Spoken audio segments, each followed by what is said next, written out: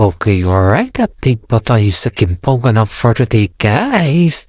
Ito naman tayo, guys. Update natin kila Kim Cho at saka si Paolo Avellino. Si Kim Cho po ay namigay po ng regalo sa PBB. Usan po ay ang daming kalagang ayuda si Kim Cho sa mga PBB ni bago sa yun, guys. Ayan yun po ay si Milay po nakasama niya na nagkogos ay nagjojoke pa nga siya dito na sinasabi na matanggap ba kayo ng nail cutter, guys? And of course naman, guys, si Kim Cho po ay binigyan talaga ng mga ayuda yung kasama nila dahil si Kim Cho din po ay galing Claveyan sa PBB, kaya alam niyo kung ano yung mga kailangan ng mga bagong pasok sa PBB, guys. Habayta naman si Paolo Avellino po ay hindi po siya napantinat, kundi tinagtagan naman po niya yung regalo at nagbigay din po ng regalo sa mga tao dun sa PBB. Kaya marami na naman ang mga netizen nagtatanong sa kanila at nagsasabi kung bakit si Paolo Avellino po ay nagbigay din ng regalo sa mga PBB, hindi sa ng mga fans. Pero sabi naman ni Paolo Avellino, guys, ay hindi naman kailangan na itanong pa yan kasi syempre mas marami daw kailangan yung mga nasa PBB kumpara sa mga fans at may mga oras din po si Paolo Avellino na magbigay sa mga fans. Kaya wag na daw natin yan na wag na natin gawing issue yung pagbigay ni Paolo Avellino sa mga fans, sa mga PBB. Dahil lahat naman po yan ay fans na fans din po sila. At wala naman pinagkaibayan, guys, diba? Kaya ang sabi naman ni Paolo dito, guys, na sa next time ay magbigay siya sa mga fans. Bigyan lang daw muna natin ng pagkakataon ng mga tao sa PBB dahil yun talaga yung target nila sa ngayon. Maraming mga netizen po manatay po Avellino at sinasabi na napakabait ang Kim Pao at napakabait ang tambalang Kim Pao at saka si Paolo Avellino lalong-lalo na sa dalawang ito. Mga netizen po, guys, ay nababaitan sa Kim Pao at marami din po nagsasabi na may mga bagong hair look ng dalawa, bagay na bagay sa kanila yung kanilang hair look. At sabi naman ng mga iba na balik tambala na naman yung dalawa. Of course, guys, balik tambalan yung dalawa kasi talagang sila naman talaga yung love team na sinasaladuhan natin ngayon. Kasi yung love team na cut din ay wala na po. Maraming mga netizen po nagsasabi na sana may forever na ang Kim Pao, hindi naman sa love team, kundi sa reality na. Ito naman tayo, guys. May mga bago naman tayong updates patungkol sa kanila, guys. Kung si mami ni Paolo Avellino, guys, ay bukang bibig niya palagi si Kim Cho. Ilang buwan na kasi hindi nakadalaw si Kim Cho sa kanila dun sa Baguio, guys, kasi sobrang busy ni Kim Cho. Di lamang po si Kim Cho, kundi pati na rin po si Paolo Avellino. Busy kasi yung Kim Pao sa ngayon, guys, at ilang buwan pa lang sila na ilang buwan nang hindi na sila nakakapasyal dun sa Baguio. At the same time, guys, ay marami na din mga netizen na nagsasabi na sobrang miss na ni mami ni Paolo si Kim Cho. Ganun kasi yung mami ni Paolo, guys, ganun siya kabuto kay Kim Cho dahil alam naman niya na love naman ni Paolo Avellino si Kim Cho kahit hindi niya sabihin sa publiko. Sabi nga ni mami ni Paolo Ways na ramdam daw niya yung feelings ng kanyang anak kay Kim Cho kahit hindi man niya ito sabihin sa publiko. Ay alam daw niya yun dahil isa siyang nanay at pinalaki niya si Paolo Avellino na maayos kaya alam niya kung ano yung weakness ng kanyang anak. Marami naman dito ang nagsasabi na they are very proud sa mami ni Paolo Avellino dahil kahit papaano ay mas minabuti nila na bigyan ng oras yung mga fans nila. Mas minabuti pa nilang bigyan ng oras yung mga fans nila. Dahil ang mga fans kasi nila guys ay yan po ibibigay sa kanila ng more engagement. At sabi naman ni Mami ni Paolo Avellino ay gustong-gusto niya na pinapriority yung dalawa. Ang pinapriority ng Kim Pao ang kanilang fans kesa yung kanilang sariling moment. Kasi yan daw po ay pasasalamat na sa kanilang mga fans guys. Alam naman din natin guys na napakaswerte rin ni Kim Chiu kay Paolo Avellino dahil si Paolo Avellino sa ngayon guys ay naghahanap na talaga siya ng for the lifetime. Yan na kasi yung kay Paolo Avellino sa ngayon guys. Yun na din yung kanyang motive din sa ngayon habang naghintay ng mga project or something na ganyan. Talaga yung kanyang is yung pang-future na. Ano naman si Kim Chiu guys, kaso nga lang kasi marami pa kasi silang project kaya medyo habang may mga project kasi mga yan guys, mas priority nila yung kanilang mga project. Dahil ang project kasi guys ay once in a blue moon lang naman yan tumarating. At maraming monetizen po ang monthly sa kanila. Dahil yung kanilang mga galawan sa ngayon guys ay hindi naman po galawang pang boyfriend o galawang pang girlfriend kundi galawang mag-asawa na rin. Maraming mga netizen po ang nagsasabi na bagay na bagay ang Kim Pao dahil mismo sa kanilang mga side guys, sa kanilang side Paolo Avellino side at saka kay Kim Chiu na side po guys ay walang problema, halos suportado nila yung dalawa sa kanilang mga career at sa kanila din kung ano din yung status nila sa ngayon. Sabi ng mga netizen na walang problema sa Kim Pao sa both side, ang problema lang sa kanila ay yung kailan natin naghihintay yung oo na sagot na yung dalawa. Pero si Paolo guys is ready na rin si Kim Chiu kasumala. Yun nga, may mga marami pa kasi silang project na gagawin sa ngayon. Kaya yung sabi ng Kim Chiu guys is I will not close my door kay Paolo Avellino kasi yan naman talaga kami.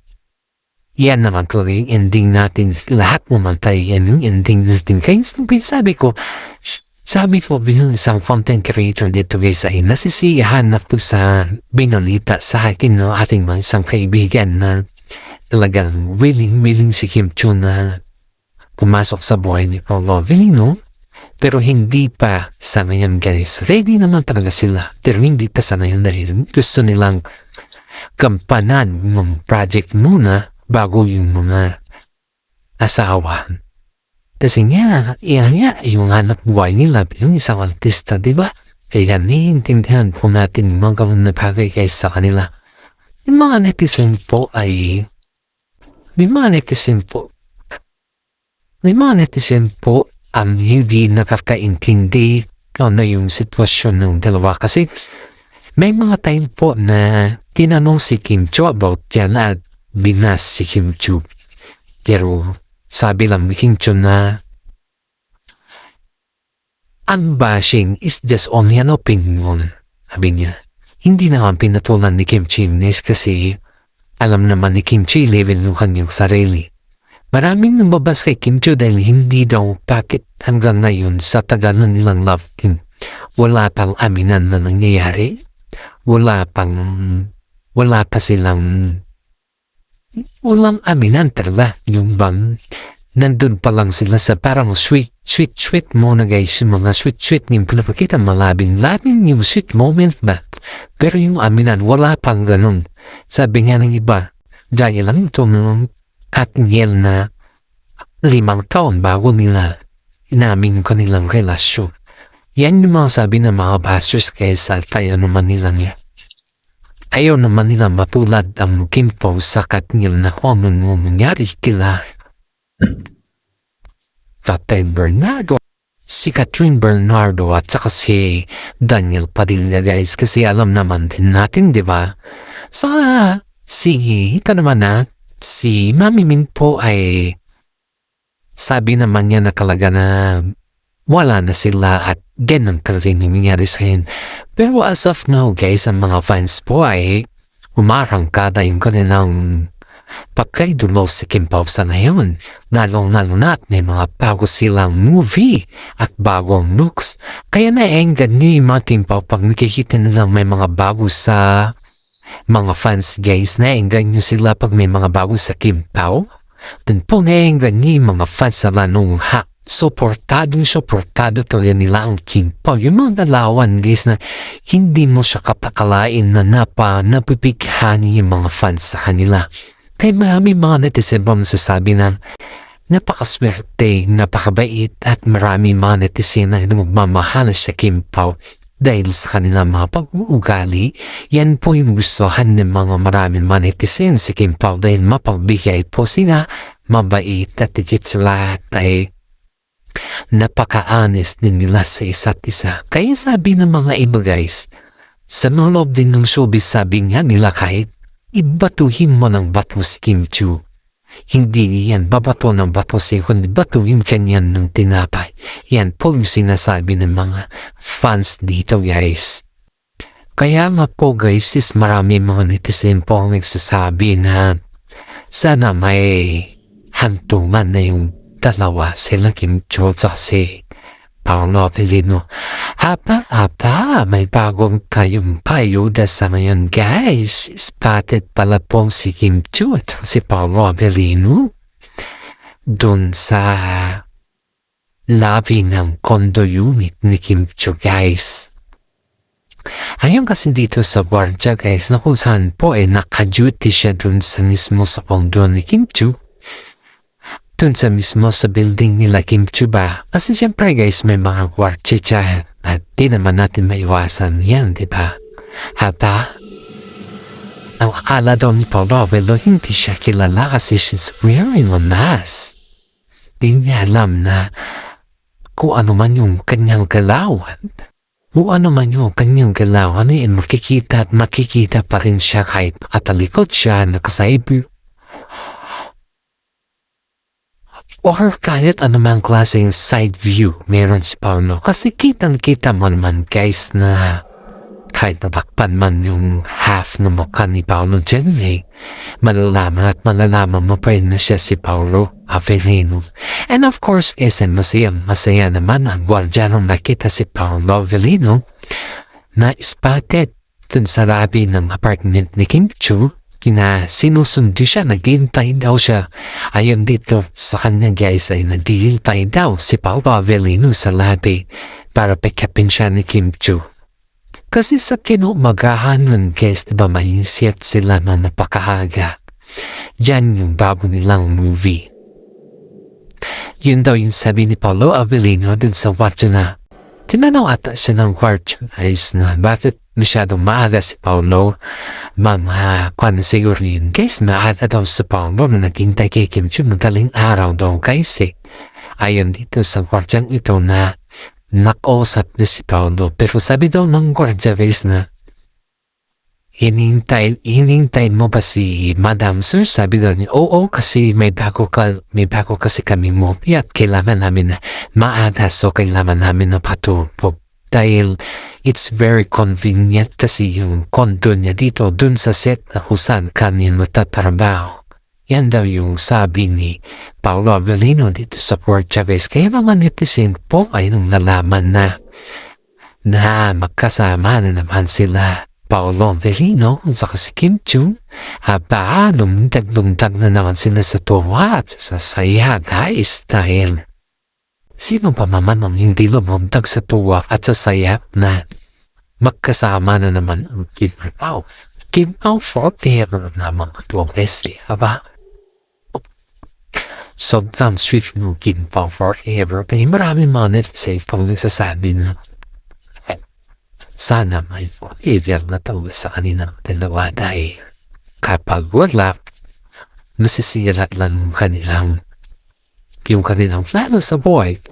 Siyempre guys, siyempre ito yung paano dito? Ito yung maganda dito guys. Si Paula Killing si guys, yung may plano na sila sa tuloy ng buhay.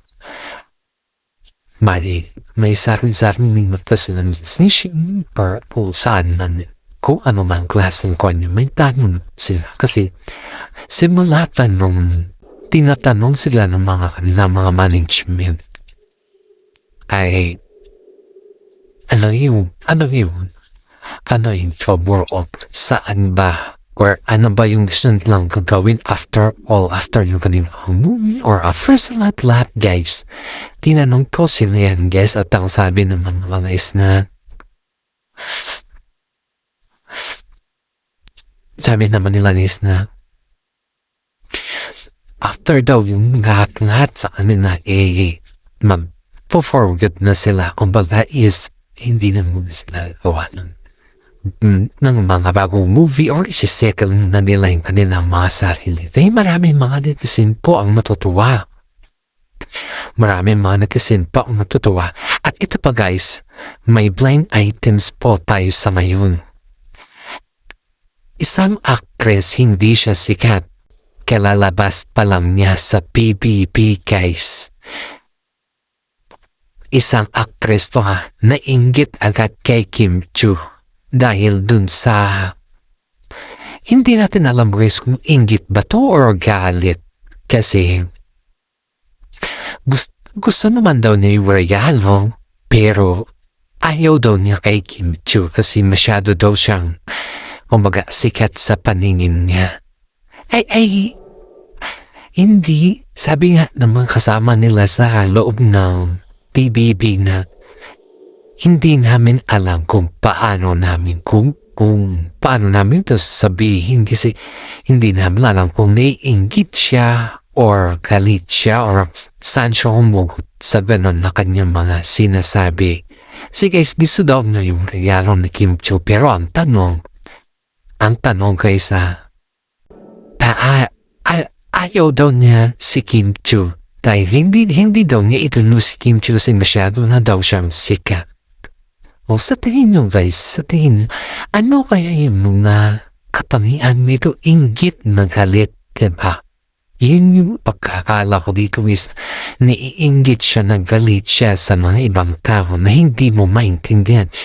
Kilala ng mga taga-PBB to guys at alam ko marami na din itong mga fans na naiirita sa kanya. At bago natin tapusin ang ating update for today guys is shout out ko muna yung mga senior citizen dyan na palagi nanonood sa akin. Maraming salamat guys sa mga supporters natin dyan na palagi din nanonood sa atin. Shout out ko po sa inyo at alam ko kayo lang po palagi nanonood sa atin. Maraming salamat po. Paki-like and share naman po yung ating YouTube channel. At pakishare na din po ang lahat ng ating update for today guys. Sana naman po ay nagustuhan ng mga kasama natin dito sa loob ng ating YouTube dahil ito po ay bagong update at sana paki-like and share naman po. Actress po yan guys, kilala po yan dahil bagong labas po yan ng PBB. Ito po ay maganda, may itsura siya at mukhang mabait yung kanyang mukha. Pero ito may hidden character din pala ito. Okay. Thanks for watching.